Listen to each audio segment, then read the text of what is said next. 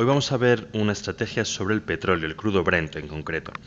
Antes de ver la estrategia en sí, vamos a hacer un pequeño marco para entender, tener una referencia básica de qué es lo que está pasando con el petróleo ahora mismo.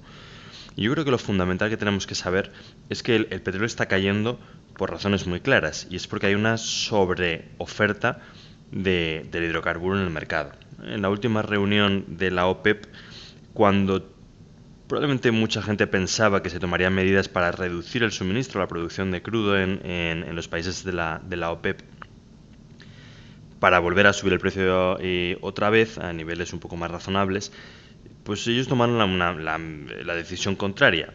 Pues vamos a mantener la producción aunque el precio caiga, porque realmente a la inmensa mayoría de los países de la OPEP les sale mucho más barato extraer petróleo, de un petróleo de muy fácil acceso.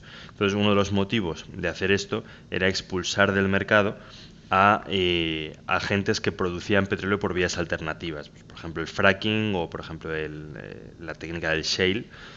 ¿Vale? Por ejemplo, Estados Unidos es uno de los productores principales o de los impulsores principales de estas técnicas. Estas técnicas son mucho más caras, requieren un barril de petróleo mucho más caro para ser rentables, para llegar a break-even, y por eso una inundación del mercado de petróleo por parte de los países de la OPEP abarata, es verdad, ellos pierden, pero ganan cuota al final porque eliminan otros actores del mercado. Bueno, pues estas caídas tienen un fundamento, son lógicas desde el punto de vista fundamental, y ahora lo son más todavía a raíz de las últimas tensiones diplomáticas entre algunos países de la OPEP. En concreto, Arabia con Irán son los más representativos. Irán es uno de los principales productores, Arabia también, y ahora que entre ellos no se van a poner de acuerdo y que a Irán pues se le acaban los plazos de sanciones y se van a ir levantando las sanciones y va a poder producir todo lo que quiera, pues se podría esperar una incluso mayor oferta todavía y unas prolongadas caídas del precio del petróleo. Ya parece raro porque ya están en unos precios que hace un par de años parecían absurdos, pero ahí estamos y tiene un cierto sentido. Si miramos el gráfico a largo plazo, vamos a ver que hay un soporte importantísimo, un soporte que viene desde el 2009. Este soporte lo hemos saltado con un gap. Si quisiésemos plantear estrategias de muy largo plazo, a este soporte vamos a tener que hacerle caso, tendríamos que vigilarlo. Este gap no sería raro que tendiese a cubrirse, cerrar un poco esta zona antes de volver a caer. Entonces podríamos ver el petróleo en el rango de los 40-45 dólares, el Brent. ¿De acuerdo? Si no quisiésemos operar a tan largo plazo, en realidad la estrategia que vamos a plantear no es de tan largo plazo, este soporte pues sí que nos podría afectar, pero quizá no tanto, hay que vigilarlo de reojo, pero no tanto. Entonces vamos a acercarnos un poco más. ¿Vale? Y este es el aspecto del petróleo en las últimas semanas. ¿Vale? Estoy en una zona de consolidación, una zona muy lateral que ha generado un soporte muy claro con unos cuantos toques a la línea, aquí en la zona de los 36 dólares y medio aproximadamente, ¿vale?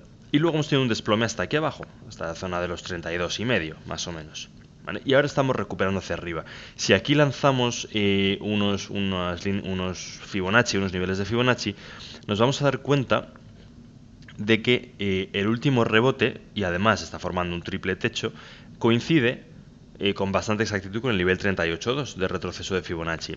Y el soporte, ese soporte que vigilábamos antes, no el principal de largo plazo, sino este más corto, coincidiría no a la perfección, pero con una cierta exactitud con un 61.8 de Fibonacci. Entonces los niveles de referencia serían los 35 dólares aproximadamente y los 36 dólares y medio. Si además, por darle un grado extra de fiabilidad, dibujásemos los pivot points, vamos a ver que curiosamente también coinciden los pivot points diarios y tenemos que ahora mismo pues, este rebote pues, estaría soportado también por el primer nivel de resistencia de los pivot points. Y este segundo nivel también coincidiría con el segundo nivel de resistencia de los pivot points, con lo cual parece que la estrategia está muy redonda en torno a estos niveles, parece que deberían ser bastante críticos, ¿vale? Entonces, ¿cuál sería nuestra jugada? Probablemente apostar a caídas, nuevas caídas, después de una zona de consolidación, porque cuando tenemos desplomes tan fuertes lo normal es ver ciertas correcciones, entonces podríamos jugar en tres bandas. La primera sería adoptar por posiciones bajistas directamente, ¿vale? Automáticamente, en cuyo caso tendríamos que poner un stop cerca, porque es probable que todavía veamos correcciones alcistas, o bien esperar a que lleguemos a este nivel o a este nivel.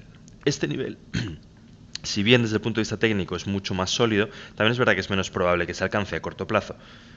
Probablemente es más lógico pensar que vaya a tocar aquí y a rebotar hacia abajo, pero quizá en unas semanas, en unos meses, lo volvamos a ver por esta zona. Es una zona bastante magnética. ¿Vale? Entonces, si queremos hacer una estrategia de varias semanas, más largo plazo, podríamos esperar a que llegue aquí para tomar un mejor precio. Si no, en el próximo ataque a esta zona podríamos optar por poner posiciones bajistas, stop muy cerquita, además tendríamos aquí la resistencia clarísima, el stop con ponerlo medio dólar por encima casi nos valdría, y los objetivos estarían otra vez en este soporte de aquí abajo, en estos mínimos que ha alcanzado. Insisto, no tiene por qué quedarse ahí, podría llegar más abajo, pero esos serían unos niveles muy razonables.